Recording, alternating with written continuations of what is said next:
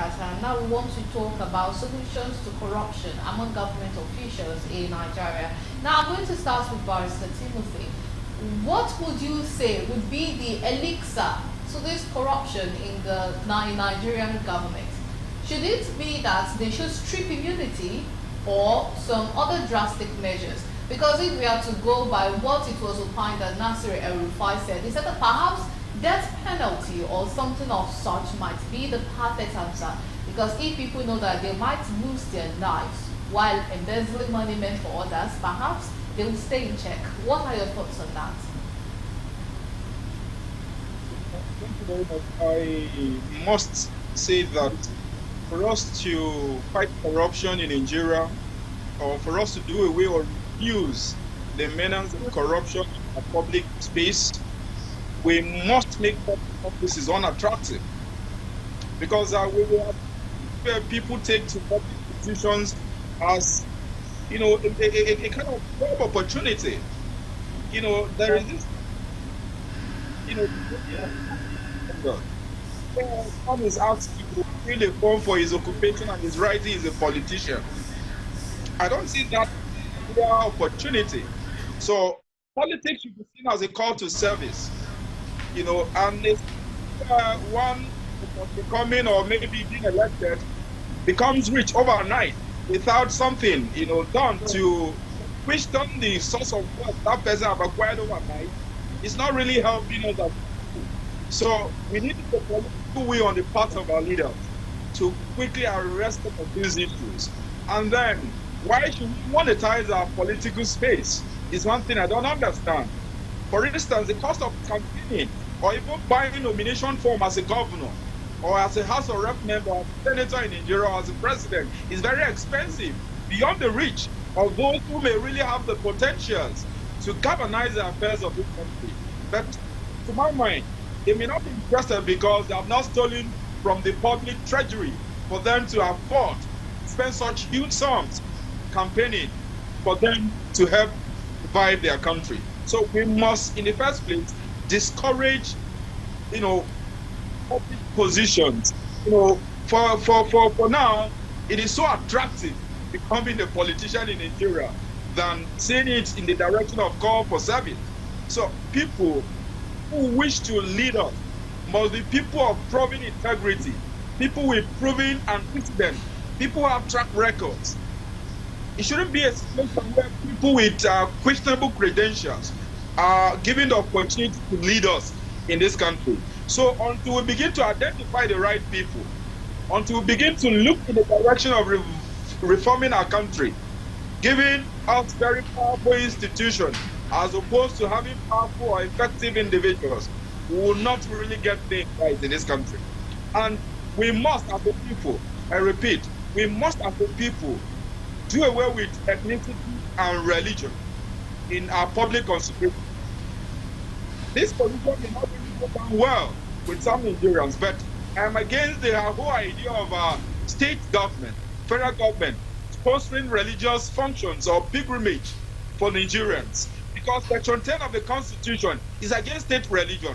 The state has no business with sponsorship of pilgrimage to Mecca or Jerusalem.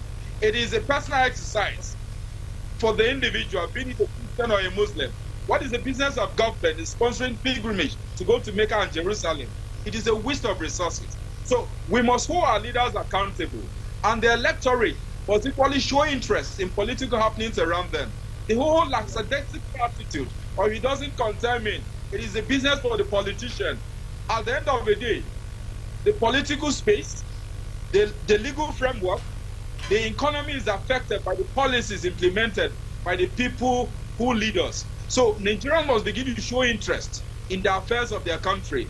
Because at the end of the day, the good ones who stay away from politics, the good ones who refrain from participating in politics are affected by the policies and actions of the bad ones who are polluting the space. So until we begin to elect people, not because they have resources to spray around, not because they have stolen from government, but because they have put people of proven integrity, because there are people who value their personal names and families, because there are people who yearn to develop this country, who will still be complaining. So the right time for us to begin to identify those credible Nigerians, those competent Nigerians, those destabilized Nigerians who have the interests of this country at heart.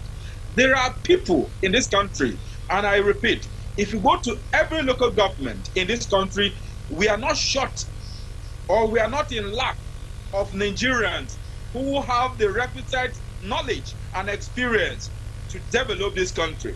But are we ready to give them the opportunity to lead? Thank you very much, Barrister Timothy. Many thanks for that. And also, Tozu Babaleye, what would be your suggestion in fighting corruption among government officials in Nigeria? Thank you. Without committing error of repetition, all the points made by my colleague Timothy are adopted by me.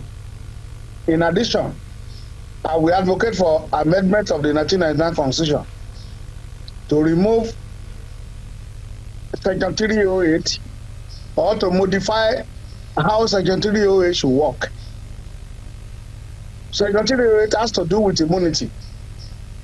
A situation where, for example, the current governor of Rivers State, who was a suspect before he became governor, will now have immunity as soon as he becomes governor. Will make corruption to be, fighting of corruption to be very difficult.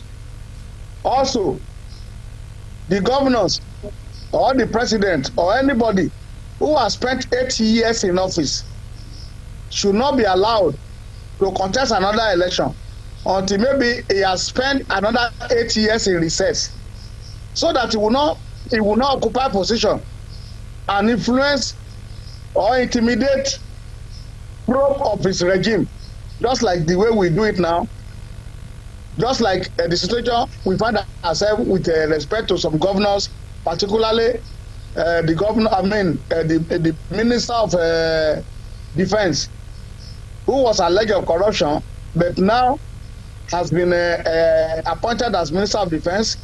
And if you look at the Senate, you have so many former governors who are senators, and some of these former governors, or nearly all of them, have corruption allegations pending against them. So we must discourage a situation where somebody after spending 8 years will now go to the Senate or go to any government office. There must be a time for recess for another 8 years.